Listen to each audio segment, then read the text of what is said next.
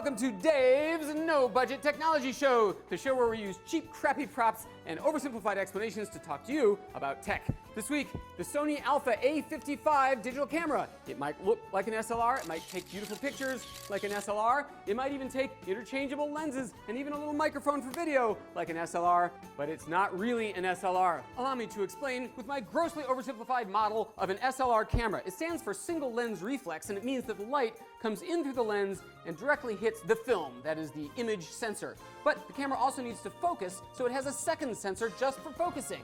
But there's a mirror in the way so that you can either focus on the autofocus sensor or have the light shine on the image sensor to take the picture.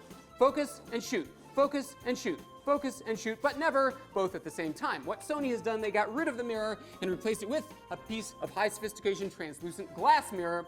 Now it is essentially a beam splitter.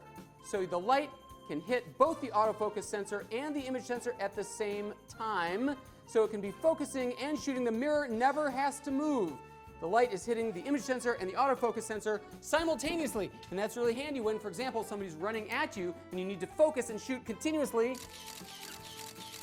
10 frames a second, or when you're shooting video.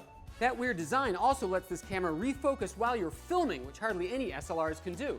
Like a camcorder, only better because it's smoother and more cinematic when it refocuses. Flowers, creepy doll.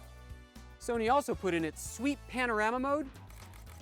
I just go like this, and the camera is going to build the panorama automatically in the camera, no Photoshop work at all. And there it is. That's what you call a really, really wide angle. I also like the super bendy screen. You can take pictures of yourself, you can take pictures way down low like this, or you can just fold it up completely to protect it. There are a couple downsides. You know that 10 frames per second mode? Sometimes they come out a little dim, and sometimes the preview lags behind the actual image. But overall, Sony's crazy translucent mirror idea is a success. $850, including the lens, great pictures, and great video. Be sure to join me next week when I explain how the national air traffic system works using some old milk cartons and a little dental floss. Ciao.